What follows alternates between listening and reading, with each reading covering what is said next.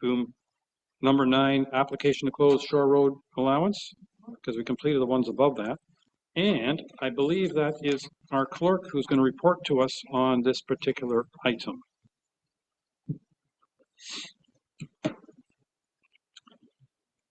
Okay, and that is, I need to get page 493.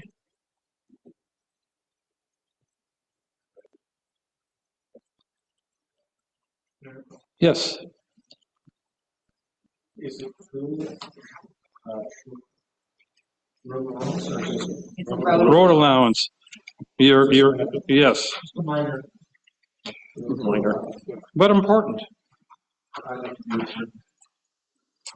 No.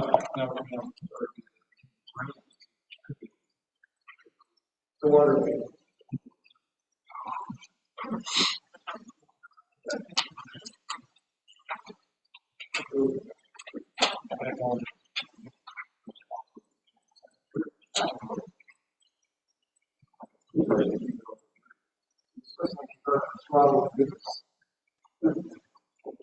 Shoot it. Yeah. No sense strangling him.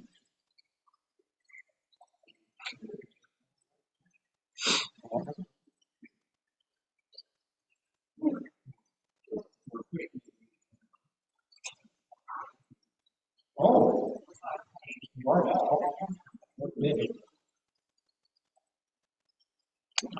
Should I there we go. Application R24-12 requests the purchase of a portion of a road allowance at 818 Haskets Drive. A public meeting for the Municipal Act was held on March 3rd, 2024.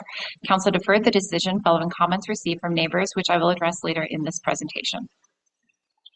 The applicant is requesting the purchase of this road allowance for privacy of the property at 818 Haskets Drive. Part 1, shown on the reference plan, consists of 239 square meters at a cost of $8 per square meter for a purchase price of $1,912 plus HST. The property is zoned shoreline residential type 1, and there are no open building permits on file. Sorry, thank you. The subject lands are located at 818 Haskets Drive and is situated in the southwestern area of 6 Mile Lake. Here you can see the lands in relation to the neighboring lots. And here you can see the subject lands outlined in red, and the shaded red block is a portion of the road allowance to be transferred to 818 Haskets Drive. Here is an aerial image of the subject lands. The reference plan notes Part 1 is the portion of the road allowance to be transferred and become one parcel with 818 Haskets Drive. At the public meeting in March, correspondence was received from all of the neighboring properties. Letters of support were received from the owners of lots 7, 11, 12, and 13. At that time, lots 9 and 10 were under contract to be sold, although in 2015, consent applications were approved through the Committee of Adjustment for access easements for lots 9 through 13 over lot 8. The easements for lots 9 and 10 were never registered on title, and the time period to do so has now lapsed. The purchaser of lots 9 and 10 wanted to ensure that they will continue the benefit of the road access over lot 8.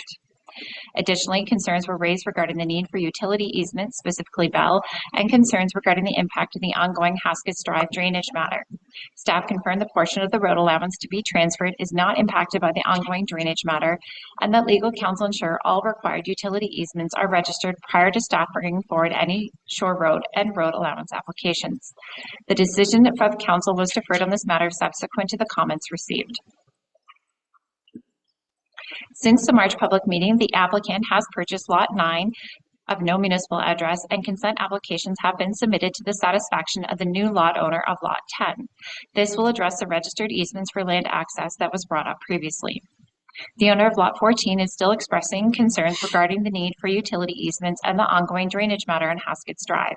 Staff have verified again with legal counsel there is no installations of either Bell or Hydro One which affect the subject lands, and therefore no utility easements are required.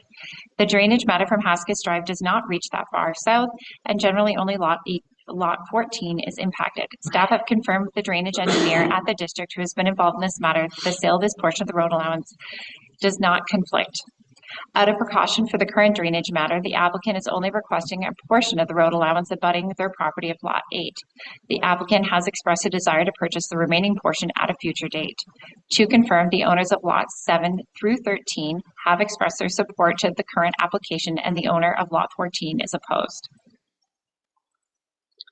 To provide further clarification of the unopened road allowance, previously known as Lakeview Crescent, per the Township Shore Road Allowance and Road Allowance Policy, the division of the road allowance is permitted per the red line shown. The blue circle identifies the location of Housekeeping Drive drainage matter. Today's application is in consideration of the yellow block, which is notably south of the drainage area. As I mentioned previously, the applicant is mindful of the drainage matter and is only seeking to purchase a small portion of the road allowance abutting Lot 8. The portion of the road allowance shown in the green block abutting Lot 12 was sold in the fall of 2024. Therefore, given the above information, staff are recommending the approval of the application R24-12. Thank you very much for that report. Council, comments or questions? Councillor Predko, faceless Councillor Predko. Oh. Here I am. All right. Thank you, and through the mayor, two questions, well, one question really to the clerk. We have heard about the concerns about the drainage issues with Lot 14. In our shore road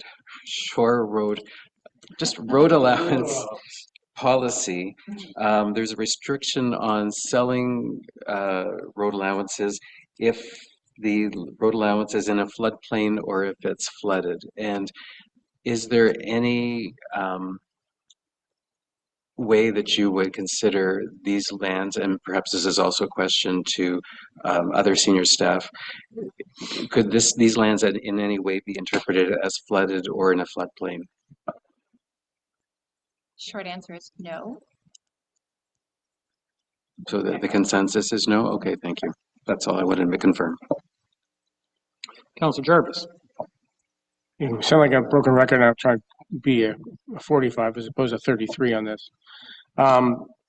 The owner of Lot 14 has expressed deep concerns for drainage, and I gather, just assure me, that the engineer that was part of the work ongoing with regards to the Drainage Act has assured us that there's no issue in this area with regards to the drainage issue in general. Through my cases, I can speak to that. I spoke with the drainage engineer yesterday, and following that conversation, we agreed that the drainage engineer would also contact Mr. Santoro, which he did last night. So the portion that is in question really isn't it's not the root cause of the drainage issue. It's an ancillary area which really there's a very, very small amount of ponding, and I can say this because I went there on a site visit with the drainage engineer and with many of the residents there, and I can say that actually the township portion or the township contribution to some of the issues on Housekeeping Drive is very, very minimal to begin with. And following the site meeting that we had, we also had an information session with the residents as well as the drainage engineer, and some of the residents say that the pooling that is there right now has been there for generations. So apart from all that, irrespective of the work that we're going through right now, the individual who's asking to purchase this land is fully aware of what the process is going through, of what we're going through. So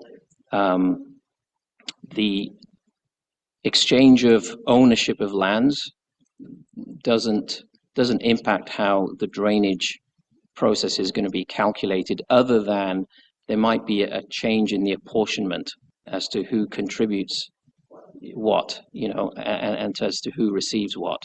But the fact is that at the end of the day, whoever owns that percentage of land there is going to be, the calculation will just simply change. Thank you, appreciate that. Thank you. Any other comments or questions from council? I'm going to read the motion. Moved by Councillor Predko, seconded by Councillor Jarvis. Be it resolved, the council passed the closing bylaw 2025-043 to stop up, close, and convey part of the original road allowance in front of Lot 20, Concession 12, being Part 1, Plan 35R 24954, formerly Baxter, now in the Township of Georgian Bay, the District Municipality of Muskoka, roll number 446503003601002, known municipally as 818 Haskets Drive, for the purchase price of $1,912 plus HST.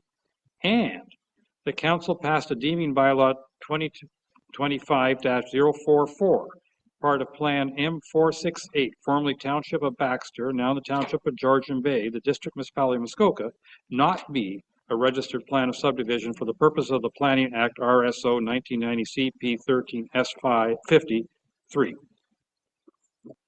All those in favor? 1, 2, 3, 4, 5. We got 5 votes. I got 2. Nope, I got 6 votes. I still have 6 votes. 6 votes carried. All right. So, and if you want me to read it again, Councillor Jarvis, I think we're past that point. Okay. And now, our next item is bylaws, and we have a site plan control bylaw. And the motion is moved by Councillor Bocek, seconded by Councillor Hazelton. Be it resolved that Council enact bylaw 2025-045, site plan control. Any questions or comments? Councillor Cooper. Well, just wanted to basically no longer will council be voting on site plan control, is that correct? It's going to be signed off by you and the clerk. No, the approval of site plan control has been delegated to staff per the province. Yes. But then, yes, I have to sign, the clerk and I sign off anything. There will be no review by council with respect to site plan. No decisions by council per provincial regulation. I just thought I'd point that out. Yep, that's fair, You know, minor detail. or not, depending upon your perspective. I think Director of Planning.